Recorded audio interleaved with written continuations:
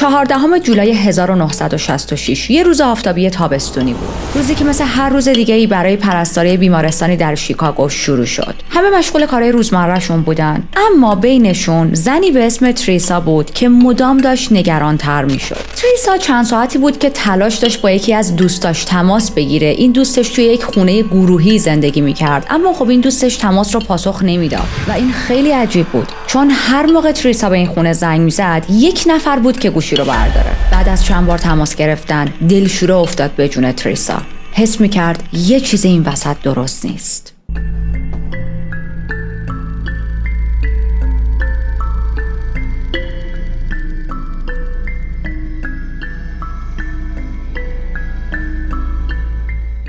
من ریتا هستم و در این چنل وارد دنیای جنایی میشیم، جایی که حقیقت عجیب‌تر از خیاله و مرز بین خوب و بد محو میشه. اگر به داستان‌های ترو کرایم و هیجان انگیز علاقه دارید میتونید همین الان از زیر همین ویدیو دکمه سابسکرایب رو بزنید، چون توی این چنل ما هم پرونده‌های جنایی تعریف میکنیم. زنگوله کنار رو هم اگر روشن کنید وقتی من ویدیوی جدید میذارم ازش مطلع میشید. اون خونه گروهی که در اینترو ازش صحبت کردیم یک تاون هاوس بود در شیکاگو، جایی که 8 تا از پرستارهای جوان با هم داخل اون خونه گروهی زندگی می‌کردن. خونه‌شون شکل یک خوابگاه خودمونی بود، یک پناهگاهی وسط شیفت‌های خسته کننده و طولانی و سخت و طاقت فرسای شبانه روزی. و این زنها فقط با هم خونه نبودن، بلکه رفیق‌های جونجونی هم بودن، بسی هم بودن، تبدیل شده بودن به خانواده هم. توی بیمارستان ساعت‌های طولانی رو کنار هم کار می‌کردن و وقتی میومدن خونه با هم غذا می‌خوردن، با هم می‌خندیدن، گاهی با هم گریه می‌کردن، از تمام جزئیات زندگی هم خبر داشتن. و بیایید یکی یکی باهاشون آشنا شیم.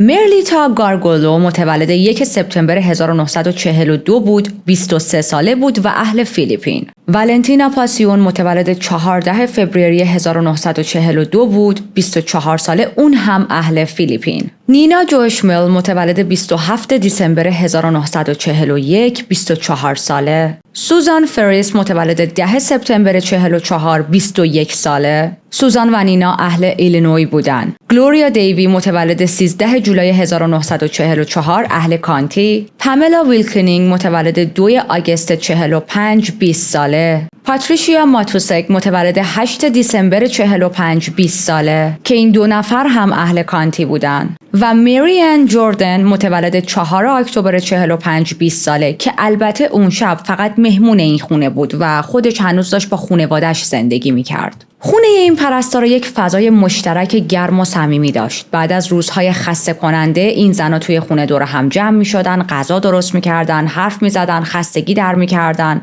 بیشتر این پرستارا توی اوایل مسیر کاریشون بودن. بعضیاشون تازه پرستار شده بودن و بعضیاشون هم چند سالی بود که سابقه پرستاری داشتن. بینشون یک دوستی واقعی شکل گرفته بود، مخصوصا بین اونایی که مهاجر بودن و از فیلیپین مهاجرت کرده بودن. با هم غذای سنتی درست می‌کردن، از دلتنگیاشون حرف می‌زدن، از رویاهایی که برای آینده داشتن. و برسیم به شب 13 جولای 1966. 2 تا از پرستارها، یعنی والنتینا و یک دوست دیگه به اسم لوئیسا که اون شب مهمونشون بود، بعد از یک شیفت 7 ساعته برگشتن خونه. خیلی خسته بودن ولی سر حال بودن. نشسته بودن داشتن ناخنای همدیگر رو لاک می‌زدن و قرار گذاشته بودن که اون شب رو همونجا بخوابن.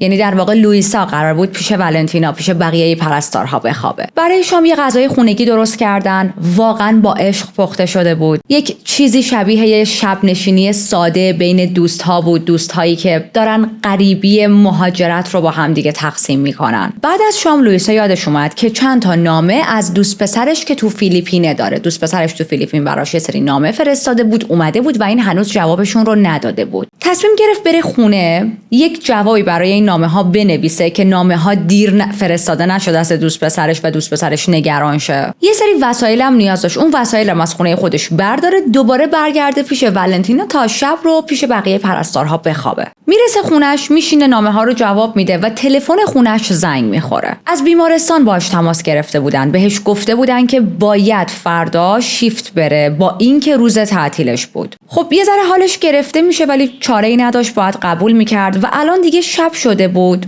در واقع میشه یه جورایی گفت نزدیک به نیمه شب بود و داشت کاراشو میکرد که زودتر لوازمشو برداره بره خونه دوستاش. قرار بود که موقعی که میخواد راه بیفته بره سمت خونه دوستاش، خونه اون پرستارها، بهشون زنگ بزنه، اما خب این کارو نمیکنه به خاطر اینکه میبینه نیمه شبه. به خودش میگه شاید یه سری از این پرستارها خواب باشن، بیچاره، من زنگ نزنم اینا رو بیدار کنم. پس مستقیم راه میفته سمت خونه پرستارها. میرسه خونه، زنگ درو میزنه، یکم صبر میکنه اما هیچکس درو جواب نمیده. چند بار دیگه زنگ میزنه، یکم منتظر میمونه، همچنان کسی در رو پاسخ نمیداد. بعد میره پشت خونه، یه در دیگه پشت خونه داشت، زنگ در پشتی رو هم میزنه و باز هم سکوت، هیچکس نمیاد تا در رو باز کنه. باز میاد کنار در اصلی، در جلویی، و برای آخرین بار زنگ در رو میزنه، باز هم هیچکس نمیاد. یه حس عجیبی میگیره، یه دلشوره‌ای میگیره، ولی خب به خودش میگه که بد به دلم را ندم، شاید همشون خوابن از شدت خستگی. پس بیخیال میشه، لوازمشو برمیداره و برمیگرده خونه خودش. لوئیسا خبر نداشت که همون لحظه تونسته بود از یکی از وحشتناکترین اتفاقهایی که میتونست توی زندگیش بیفته فرار کرده.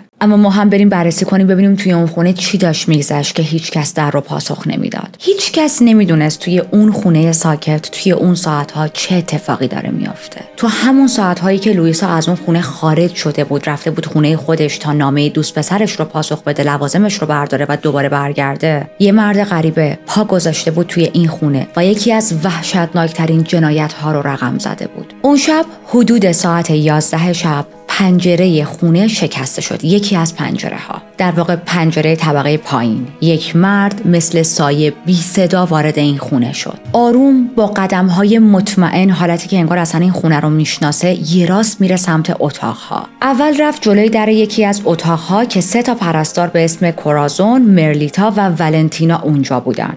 کورازون خوابیده بود، مرلیتا در حال دعای شبش بود که صدای تق تق آرومی رو شنیدن. کورازون چشمشو باز کرد، رفت سمت در رو باز کرد، به هوای این که شاید یکی از پرستارها پشت دره و حالا چیزی نیاز داره، چیزی میخواد. اما به محض اینکه پشت در رو نگاه کرد، دید یک مرد قد بلندی با یک لباس کاملا مشکی وایساده. قبل از اینکه بتونه هر کاری بکنه، بتونه فریاد بکشه، بتونه دفاع کنه، بتونه بقیه رو خبر کنه، اون مرد هلش داد و یک اسلحه رو گرفت سمتش و تهدیدش کرد که شلیک میکنم. کورازون رو هل داد داخل اتاق، اسلحه رو گذاشته بود پشت کمرش، همینطوری داشت فشار میداد اسلحه رو به کمرش و میگفت بقیه پرستارا کجان؟ یه حالتی که این مرد میدونست که چندین و چند نفر توی این خونه هستن و همشون پرستارن. صدای مرد سرد بود و بقیه پرستارا توی اتاق ترسیده بودن، اصلا نمیتونستن حرف بزنن. میدونید ترس مثل یک مه غلیظی توی اون اتاق اومده بود. فضا بسیار سنگین بود و هر 3 نفر وحشت کرده بودن. میترسیدن فریاد بزنن یا هر ریاکشن دیگه ای نشون بدن، چون اون مرد مسلح بود و میتونست بلافاصله بهشون شلیک کنه. مرد در حالی که همچنان کورازون رو به عنوان گروگان نگه داشته بود، هر 3 تاشون رو مجبور میکنه که از اون اتاق خارج شن. به دستور اون مرد راه میافتن توی راهروی تاریک و ساکت خونه بدون حتی یک کلمه.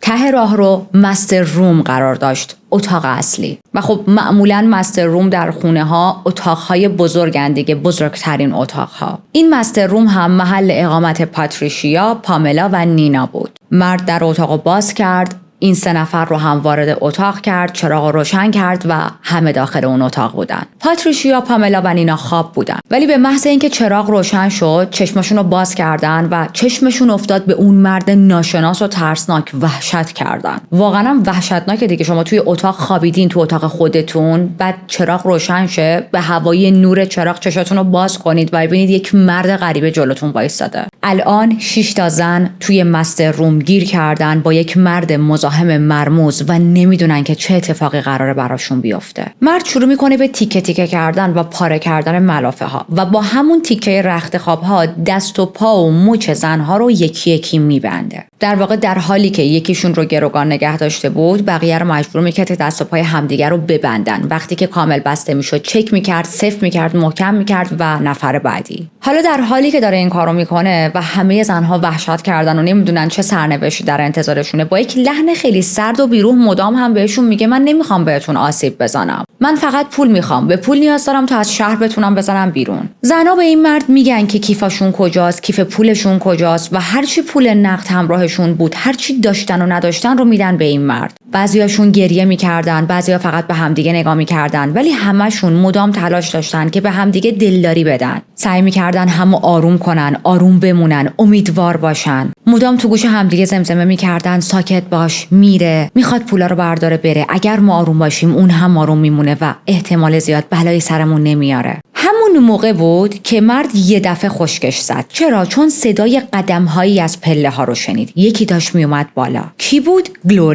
گلوریا اون شب تازه از قرار با نامزدش برگشته بود خونه. پدر و مادرش هم اتفاقاً چند تا خیابون پایین‌تر زندگی می‌کردن. و نکته ناراحت کننده اینه که گلوریا وقتی وارد خونه شده بود خیلی آروم و ساکت اومده بود به هوای اینکه نصف شبه و من بقیه پرستارها رو بیدار نکنم. با تلفن به خانواده‌اش اطلاع داده بود که من سالم رسیدم خونه و نگران من نباشید، در حالی که همون خونه جاییه که گلوریا نباید میرسید. خیلی آروم رفته بود سمت پله ها، داشت میومد بالا که بیاد وارد مستر روم شه، بیخبر از کابوسی که توی اون خونه انتظارش رو میکشه. به محض اینکه رسید دم در مستر روم و در رو باز کرد، مرد با یک خشونتی پرید روش، گلوریا رو گرفت، پرتش کرد رو زمین و دست و پای اون رو هم مثل بقیه بست. گلوریا هنوز پاش کامل نرسیده بود خونه، اضافه شده بود به صف بقیه قربانی ها. مرد پاملا رو جدا کرد، بردش توی یکی از اتاقای خالی به قصد اینکه بهش تجاوز کنه. اما در حین تجاوز کردن به پاملا یه صدای دیگه شنید. صدای در ورودی بود. یکی دیگه وارد خونه شده بود.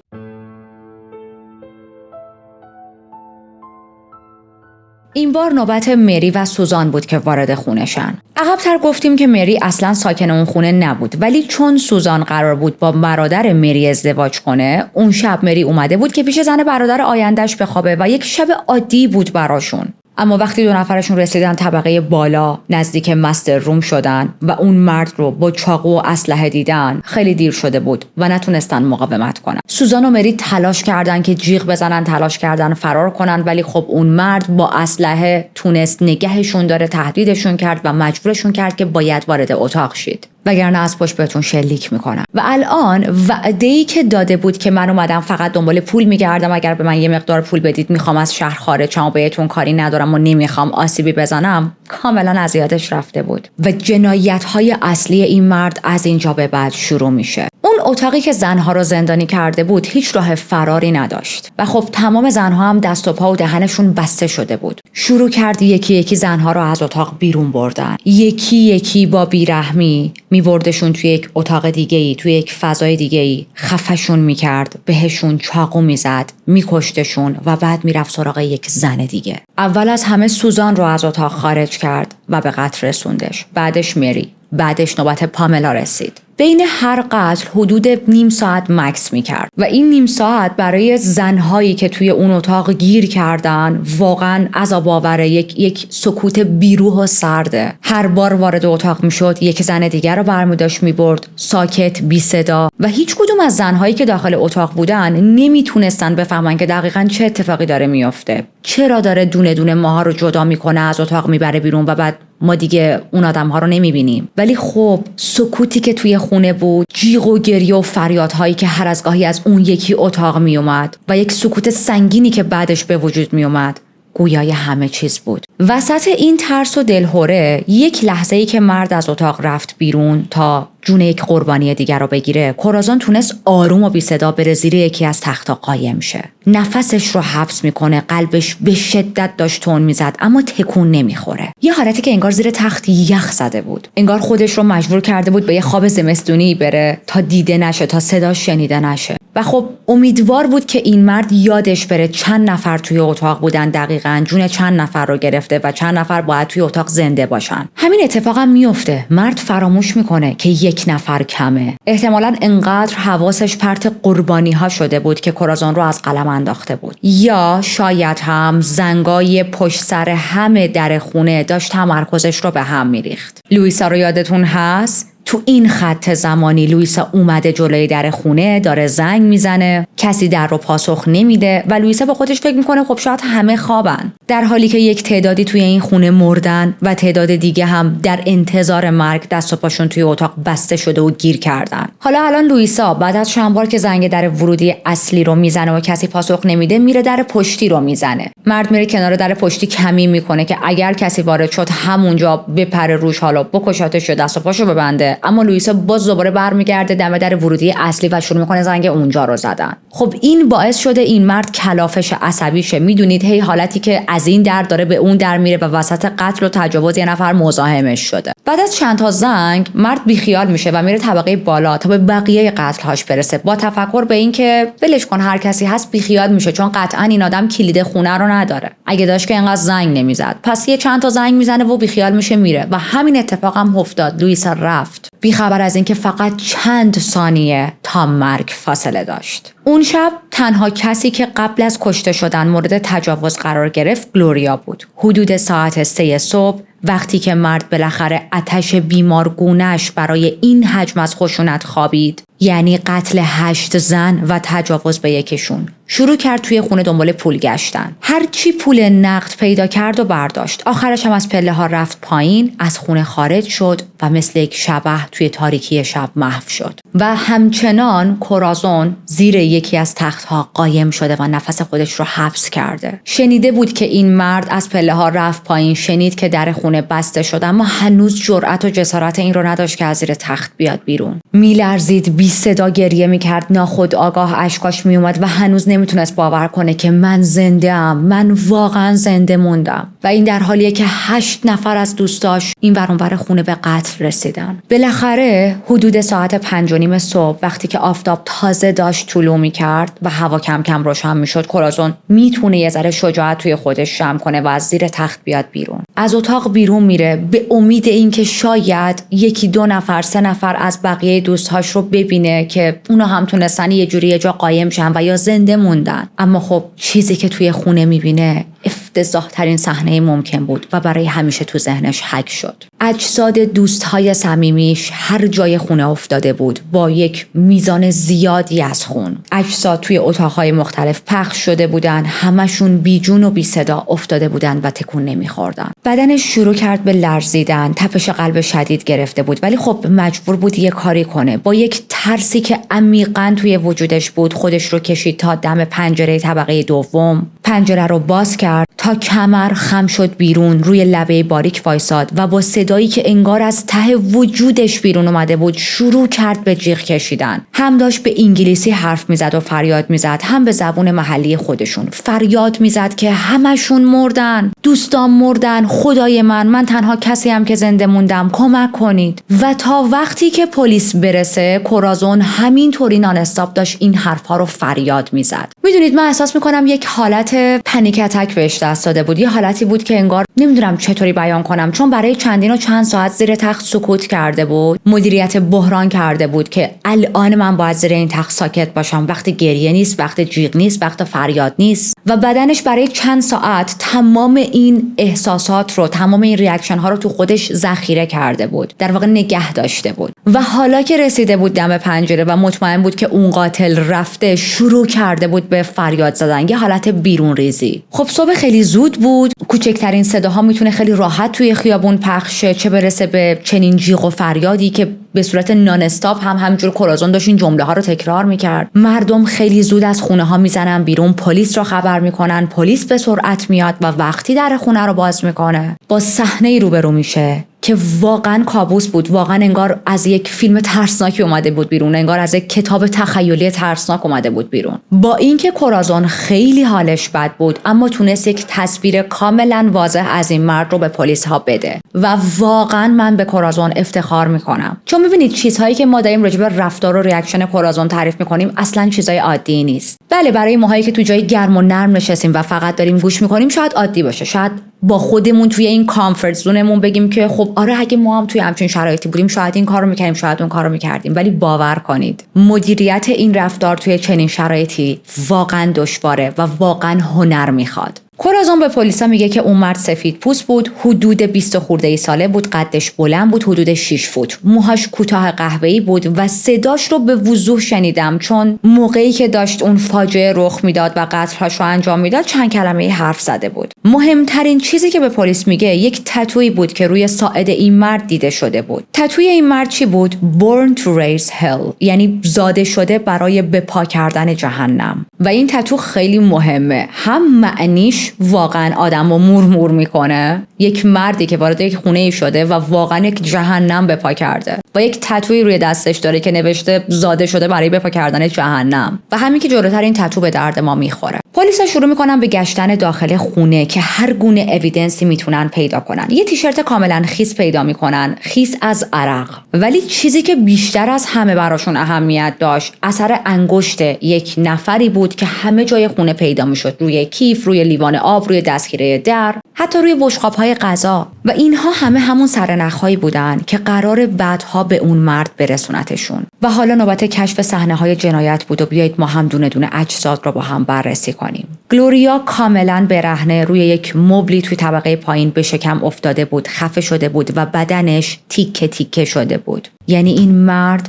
به گلوریا تجاوز کرده بود و بعد بدنش رو تیکه تیکه کرده بود. سوزان با 9 تا ضربه چاقو و آثار خفگی داخل حموم طبقه دوم پیدا شد. مری با 5 ضربه چاقو که یکیش به چشم چپش رفته بود و یکی دیگه از ضربه ها مستقیم به قلبش وارد شده بود توی اتاق جلویی افتاده بود. دقیقاً کنار مری پاتریشیا با مچهای بسته و آثار خفگی پیدا شد و درست کنار اون پاملا بود. پاملا هم دستاش بسته بود و یک زخم عمیقی به قلبش وارد شده بود. نینا مچای دستش بسته شده بود، دهنش بسته شده بود و 4 تا ضربه چاقو به گردنش خورده بود و اون هم خفه شده بود. جسد نینا توی یک اتاق دیگه‌ای بود و توی اتاق بعدی جسد مرلیتا پیدا شد. مچها و قوزک پاش با پارچه بسته شده بودند و 6 تا ضربه عمیق چاقو به کنار گردنش وارد شده بود. کنار مرلیتا ولنتینا قرار داشت. مچاش بسته شده بود، 4 تا ضربه چاقو خورده بود و اون هم بر اثر خفگی جونش رو از دست داده بود. در مجموع قاتل 24 تا ضربه چاقو به تمام قربانی ها وارد کرده بود. و کرایم سین رو دارید، یک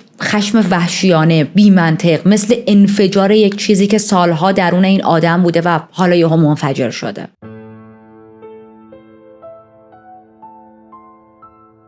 چند روز بعد توی تاریخ 17 جولای 1966 یک مردی که به شدت خون‌آلود بود به بیمارستان منتقل شد. روی دستاش آثار بریدگی عمیق وجود داشت و مشخص بود که با یک شیشه شکسته‌ای تلاش کرده بود که رگ‌هاشو بزنه و خودکشی کنه. تیم پزشکی که مشغول نجات جون این مرد بودن تا نذارن بمیره، همون لحظه یه چیزی رو دیدن که یخ کردن. یک تتو روی ساعد این مرد بود، تتویی که نوشته بود Born to raise hell. این تتو دقیقاً همون جمله‌ایه که توی روزنامه‌ها پر شده بود و دکترها همون لحظه سریع شناختنش. یکی از دکترها با یک صدایی که توش ترس داشت از این مرد پرسید اسمت چیه؟ و مرد که یه حالت نیمه هوشیار، مست و گیج و یه ذره توی شاک بود، یک لبخند کریهی میزنه و خیلی راحت میگه اسمم ریچارد بنجامین اسپکه. و بله، این مرد قاتل پرونده ماست. ریچارد متولد 6 دیسمبر 1941 بود. توی ایلینوی به دنیا آمده بود. پدرش بنجامین بود، مادرش مری، بچه 7م از 8 تا فرزند بود و توی یک خانواده بسیار کم درآمد بزرگ شده بود. دوران کودکیش بسیار بی‌ثبات بود. پدرش که کاملا اعتیاد داشت به الکل و وقتی ریچارد فقط 6 سالش بود، بر اثر مصرف زیاد الکل سکته قلبی میکنه و از دنیا میره. مادرش مجبور میشه دوباره ازدواج کنه و ریچارد از همون موقع شروع کرد به درگیری با مدرسه و نشون دادن رفتارهای عجیب. ریچارد از همون دوران نوجوانی و کودکی مدام با بقیه و با مدرسه درگیر بود. کلاً با قانون مشکل داشت، با نظم مشکل داشت. نوشیدن مشروب رو از زیر سن قانونی شروع کرد وقتی که هنوز سنش خیلی کم بود و از اون طرف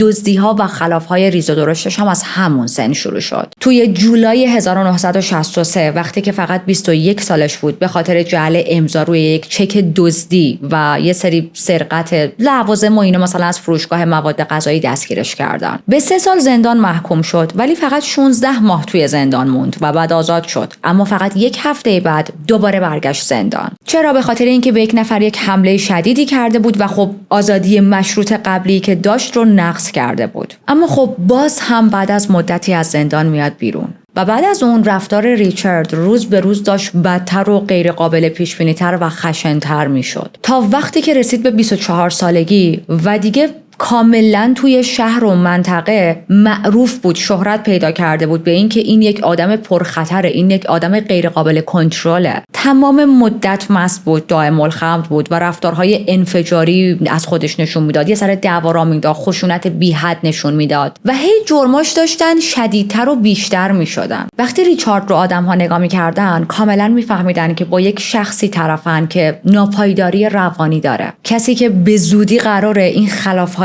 ریز و درشتش رو تبدیل کنه به یک جنایت وحشتناک، قرار از یک خلافکار معمولی تبدیل شه به یک هیولا. چند ماه قبل از این قتل‌ها ریچارد به یک خانم 65 ساله‌ای تجاوز کرد و بعد ازش دزدی کرد. یک بار دیگه با یک خانومی درگیر شده بود و انقدر میزان خشم شدید بود و حملش وحشیانه به این خانم که تا سرحد مرگ این خانم رو کتک زده بود. خب این خانم به بیمارستان مراجعه میکنه، پلیس ها میان و مشخصات این مرد رو ریچارد رو میده، پلیس ها هم میرن دنبالش، اما ریچارد فرار میکنه. از دالاس میره به شیکاگو پیش خواهرش، خواهر بزرگترش که متأهل هم بود، تا یه مدت پیش خواهر بزرگتر و شوهر خواهرش زندگی کنه. شوهر خواهرش تلاش میکنه یک شغلی براش دست و پا کنه با خیال اینکه شاید اگه این آدم درگیر به کار و شغل شه یه ذره کلش از این داغی در بیاد و به قول خودمون آدم شه دیگه، سرگرم شه. قرار بود به عنوان کارآموز پیش یک ملوانی کار کنه که حالا بعدها بتونه از کارآموزی در بیاد و اون شغل رو کامل دستش بگیره. اما خب ما ریچارد رو میشناسیم، مدت زیادی دوام نیاورد که نتونست اون کار رو تحمل کنه و اومد بیرون. دوباره بدون شغل شده، بدون برنامه و با یک ذهنی که پر از آشوبه و یک آدمی که بیکار، روانش به هم ریخته، شغلی نداره و اینقدر ذهن آشفته‌ای داره. میگه چیکار کنم؟ میگه اوکی، باید خیلی زود وارد یک مسیر جدید از جنایت شم. تا میرسیم به 13 جولای 1966، همون روزی که ریچارد این جنایت ها رو انجام میده.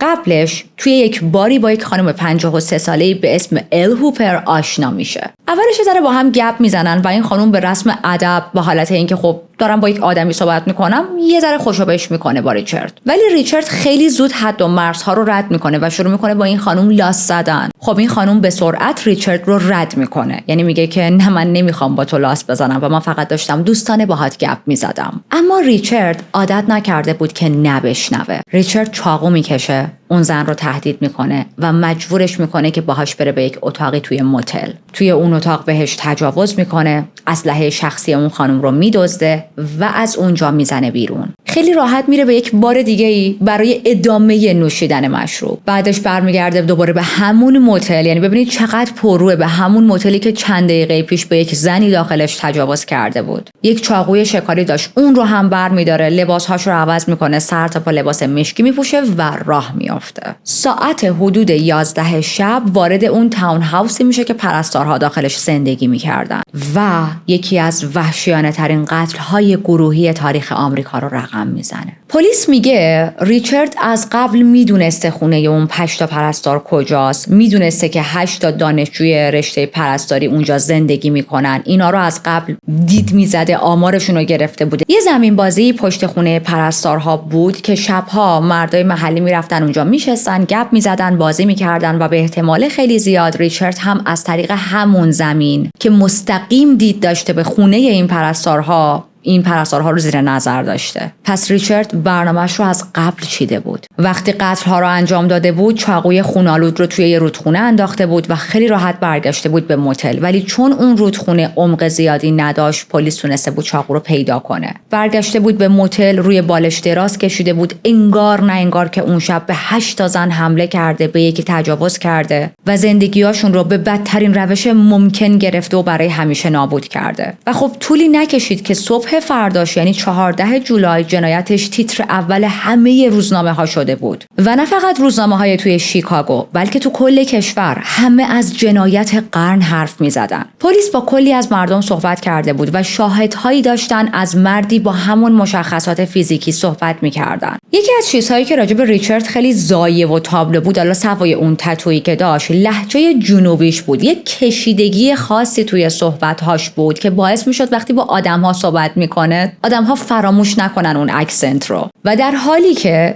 اسم جنایت ریچارد شده تیتر اول تمام روزنامه ها، خودش خیلی راحت توی اون موتل خوابیده، بیخیال، بدون هیچ حس گناهی و بعد که از خواب پا شد به عنوان صبحونه شروع کرد به نوشیدن مشروب. سعی کرد از پلیس دور بمونه، سعی کرد از خونه خارج نشه، ولی خب میدونست که این حلقه داره تنگتر و تنگتر میشه. 3 روز گذشته، هیچ پولی نداره، هیچ جایی رو نداره که بره، از خونه نمیتونه بیرون بزنه و با خودش حس میکنه که دیگه هیچ راهی باقی نمونده. تنها راهی که برای من باقی مونده خودکشیه. 16 جولای یه بطری شراب برمیداره، میشکنتش و با تیکه شیشه ها سعی میکنه رگاش رو ببره، اما فقط چند ساعت بعد پیداش کردن. من خیلی تحقیق کردم اما نفهمیدم که چه جوری شد که ریچارد رو پیدا کردن. آیا پلیس ها وارد اون موتل شدن؟ آیا صاحب اون موتل ریچارد رو پیدا کرد که داره ازش خون میره و منتقلش میکنن به بیمارستان؟ به هر حال به هر طریقی که پیدا شده بود منتقل میشه به بیمارستان و هنوز درمانش کامل نشده، هنوز کامل نجاتش ندادن که چشم دکترها میخوره به تتوی روی دستش. پلیس رو خبر میکنن و دستبند زده راهی بیمارستان زندان میشه.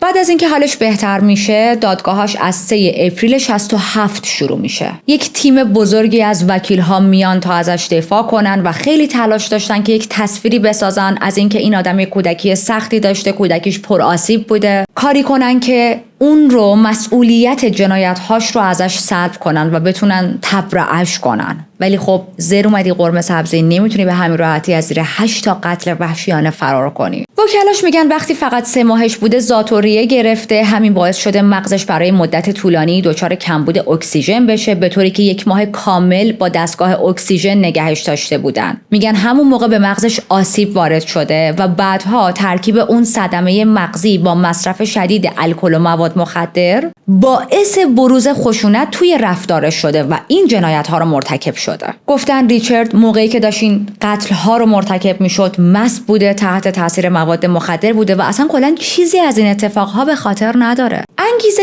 اصلی قتلی که ریچارد انجام داده هرگز مشخص نشد، یعنی دقیق مشخص نشد، چون خب خودش باید بیاد و اعتراف کنه که دقیقاً من فلان انگیزه رو داشتم. ولی خب ریچارد هیچ وقت از انگیزش صحبت نمیکنه و ما هم نمیدونیم. ولی خب 2 تا نظریه وجود داره که من هر دو رو میخوام بهتون بگم. نظریه اول میگه که ریچارد کلاً مشکل کنترل خشم داشته، خشونت خیلی بالایی داشته و از کودکی یک نفرت خیلی شدیدی نسبت به زنها داشته. حالا به خاطر اون جامعه‌ای که توش زندگی میکرده، جامعه‌ای که زن ستیزی توش بخشی از کالچر بوده، اصلا لایف استایل آدم‌ها بوده، هر چقدر شما زن ستیزتر باشید بیشتر تشویقتون میکنن و اینا به مرور رفته رفته توی وجود این آدم، توی رفتار این آدم ریشه کرده و تبدیل شده به کاراکترش، تبدیل شده به الگوی رفتاری نرمال. به علاوه اینکه این آدم شکست‌های شخصی خیلی زیادی داشته. خب یک آدمی که لوزر باشه، یک آدمی که نه تحصیلات داشته باشه، نه شخصیت داشته باشه، نه تربیت داشته باشه، نه محترم باشه، هیچی. ببینید ریچارد هیچی برای ارائه نداشت. کلا توی جامعه ها obviously وقتی سراغ یک رابطه‌ای بره ردش میکنن. به علاوه اینکه شعور رابطه رو هم یاد نگرفته بود. مثلا براتون تعریف کردم توی اون بار نشسته بود با اون خانم داشت صحبت میکرد و یهو شروع میکنه لاس زدن. خب معلومه اون زن بهش برمیخوره، معلومه ازش دور میشه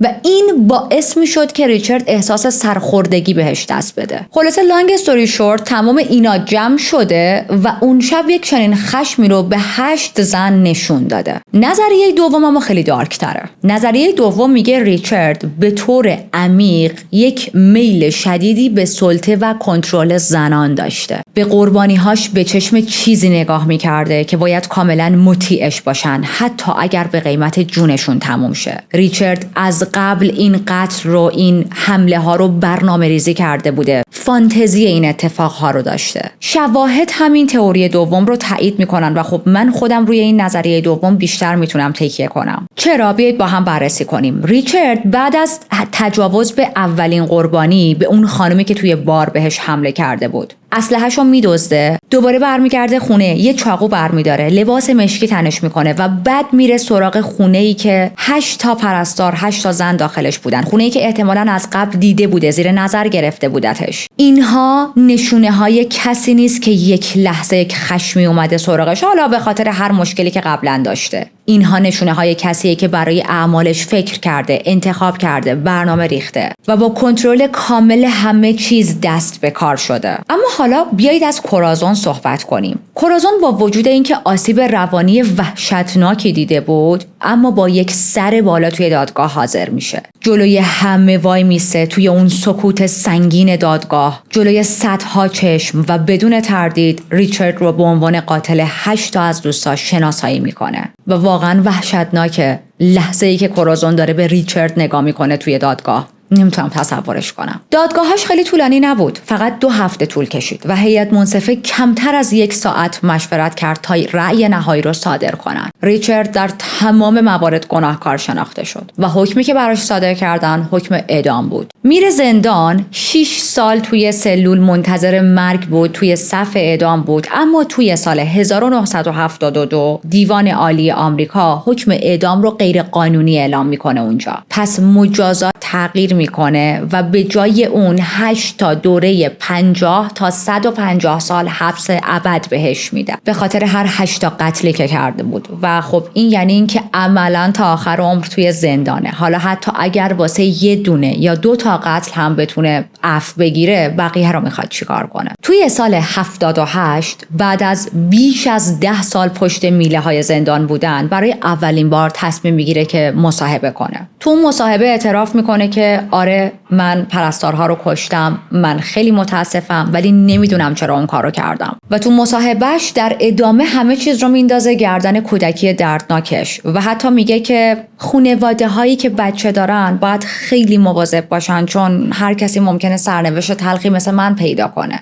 10 سال بعد دوباره درباره انگیزش در مورد اون شب ازش سوال میپرسن، میرن باش مصاحبه کنن و این بار حرف خیلی عجیبی میزنه. برمیگرده به خبرنگارا میگه اون شب اون پرستارا نبود، همین. یعنی ببینید دیگه اون حتی یه ذره پشیمونی هم که قبلا نشون میداد و الان نشون نمیده و داره میگه که اون شب اونا نبود. توی سالهایی هم که زندان بود هیچ تغییر خوبی نکرده بود. یعنی زندگی داخل زندانش با قبل از اینکه بیفته زندان هیچ تفاوتی نداشت. توی زندان هم همچنان رفتارهای خشونت‌آمیز نشون میداد، درگیر خلاف بود، درگیر قاچاق مواد مخدر و خیلی خرابکاری‌های دیگه. اما با وجود اینکه جزو زندانی‌های معروف بود، متاسفانه شهرت بد داشت به خاطر قتل‌های فجیعی که انجام داده بود. اما زندگی نسبتاً منزوی توی زندان داشت. خیلی محبوب نبود، خیلی با گروه‌های خاص بر نخورده بود. میدونید از اون زندانی‌هایی بود که برای بقیه زندانی‌ها همین آدم بسیار کریه بود. تا اینکه میرسیم به 5 دیسمبر 1991 و ریچارد با یک حمله قلبی از دنیا میره.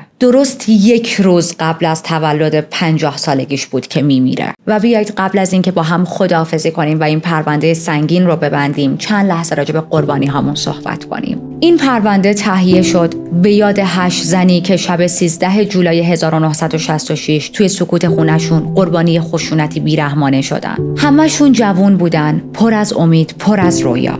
میخواستن توی این دنیا زندگی ها رو نجات بدن، اما زندگیشون به بیرحمانه ترین شکل ممکن گرفته شد. این زنها حتی تا آخرین لحظه کنار هم موندن، به هم تکیه کردن و امید داشتن که شاید نجات پیدا کنیم. ما فراموشتون نمی کنیم، نه اسمتون رو، نه پایان تلخی که یک مرد بیرحم براتون رقم زد. شماها فقط یک قربانی نیستید، شما انسانهایی بودید که سزاوار زندگی، امنیت و عشق بودید. یادتون زنده و گرامی.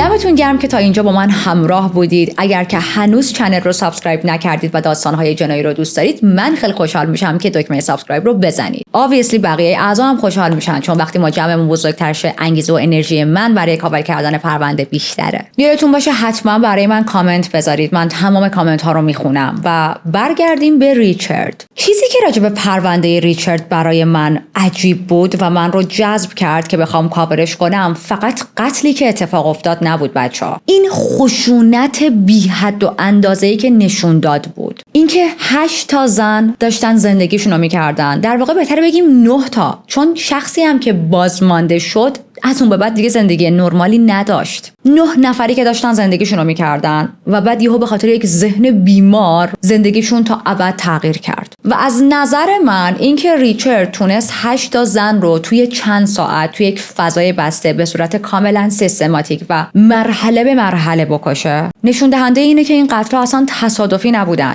و ریچارد اوور این برنامه‌ها رو تو ذهنش مرور کرده بود، برنامه‌ش رو چیده بود. قتل‌هایی که کاملا داره به ما نشون میده یک میل شدیدی به قدرت و سلطه داره. ما دیدیم قاتل‌هایی که اینجوری دست و پای قربانی‌ها رو میبندن، تهدیدشون میکنن، اینجوری باهاشون رفتار میکنن، تجاوز رو به عنوان اعمال قدرتشون انتخاب میکنن توی پرونده ها. اینا همه قاتلینی هستن که دوست دارن سلطه داشته باشن روی آدم ها. رفتار ریچارد با قربانی ها بسیار خشن بود، با خشونت بالا بود، بسیار بیرحمانه این زنها رو به قتل رسوند. و خب تمام اینا نشونه چیه؟ یک نفرت عمیقی که نسبت به زنها توی وجود این آدم بود. تنها نکته خوب این بودش که تا آخر عمرش پشت میله های زندان موند، دوباره به جامعه برنگشت، چون میدونید واقعا نمیشه تصور کرد که اگر این آدم دوباره آزاد میشد دنیا با چه کابوس دیگه ای میخواست روبرو شه. ریچارد همیشه با عنوان یکی از بدنامترین قاتل‌های توی آمریکا که قتل‌های گروهی رو انجام داد شناخته شده. یعنی خیلی ها که با اسمش آشنان اصلا با این نام ازش یاد میکنن. و البته با یه سری فوش که من اون فوشا رو نمیتونم بهتون بگم، ولی شما میتونید هر فوشی که دوست دارید تو ذهنتون راجع به ریچارد بیارید. جنایاتی که ریچارد انجام داد در عرض چند ساعت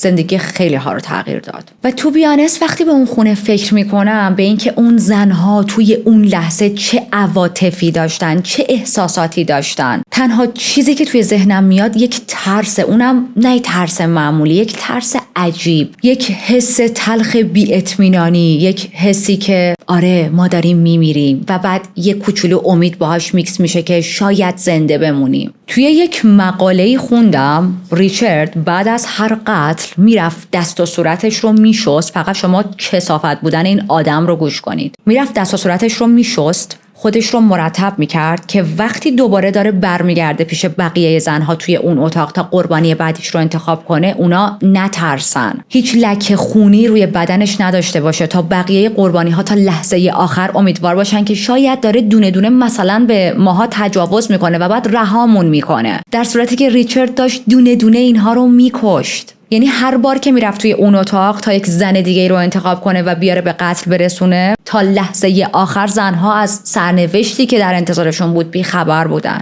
و این اوج بیرحمی و پست فطرتی یک آدم رو میتونه برسونه. این که تو تصمیم گرفتی جون این زنها رو بگیری و تا لحظه آخر هم داری با روانشون بازی میکنی. فکر میکنم تنها چیزی که یک مقدار برای این زنها خوب بود این بودش که تا آخرین لحظه همدیگر رو داشتن. نمیدونم، انقدر این پرونده سنگینه که آدم اصلا هیچ چیز مثبتی نمیتونه توش پیدا کنه. اصلا نمیدونم میتونم بهش بگم خوش شانسی یا نه. ولی بیاید راجع به زرنگی و تصمیمی که کورازون گرفت صحبت کنیم. این که تصمیم گرفت یواشکی بره زیر تخت و قایم شه و همونجا بمونه. راجع به همین قایم شدن کورازون هم یه چیزی میخوام بگم. من جیگرم کباب شد وقتی این مقاله رو خوندم. توی یه منبعی خوندم هر بار که ریچارد از اتاق میرفت بیرون، کورازون خودش رو از زیر یک تخت میکشید زیر یک تخت دیگه که ذره دورتر شه. و یک چیز دیگه ای که خیلی از منابع راجبش صحبت نکردن و من دلم میخواد راجبش صحبت کنم اینه که ببینید پرستارهای دیگه هم با کورازون همکاری کردن.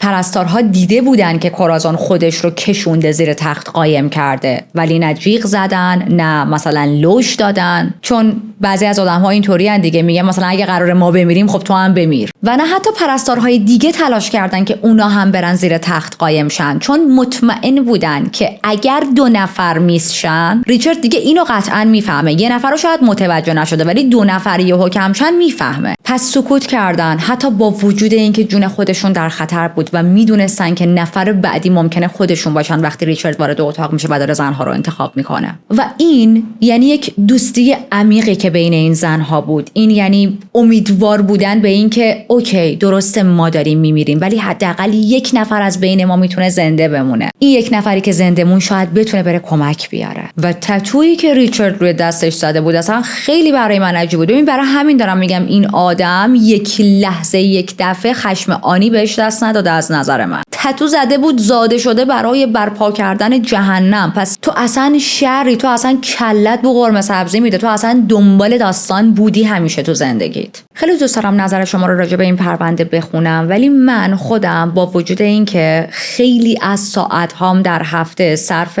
تحقیق در رابطه با پرونده های جنایی میشه، این پرونده جزو پرونده هایی بود که واقعا ناراحتم کرد، واقعا حالم رو بد کرد. اوکی بچه‌ها، هنوز مبلای من نرسیده و من تصمیمم اینه که وقتی مبلام رسید با چارلی روی این مبلا با هم ریکورد کنیم. اما از اونجایی که خیلی دارید حالش رو یه سر تو کامنت ها میپرسید و میگید چرا چارلی رو نمیاری و دلمون تنگ شده با اینا، یک سورپرایز کوچولو براتون دارم. گل پسر بگو های، تو مایک بگو های. میبینی چقدر کوچولوه؟ البته همچه خیلی هم کوچولو نیست، 14 کیلوه بچه‌م. همه دلشون واسه تو تنگ شده آقا. عشق منه، این عشق منه، این نفس منه. خواب بود، از خواب بیدارش کردم. بذاره الان اخمالوه، اخمالو خورمالو. گفتم بذاره ببینیدش، دلتون تنگ شده. قربون اون قیافت برم من. نظر شما در رابطه با پرونده امروز چیه؟ نصفشو چون گوش دادی، نصفشو پیش من بودی. بخورمش. اوکی، یه ذره دلتنگیتون کم شد. بای بای کن بریم. مستر چارلی. اوکی دیگه تحملش تموم شد. اینم از چارلی. ممنون که تا همینجا با من همراه بودید. مثل همیشه سعی میکنم آن تایم با یک پرونده جنایی دیگه بیام سراغتون. شما هم باید چیکار کنید؟ مواظب خودتون باشید، چون دوست دارم همتون رو تو پرونده های بعدی ببینم.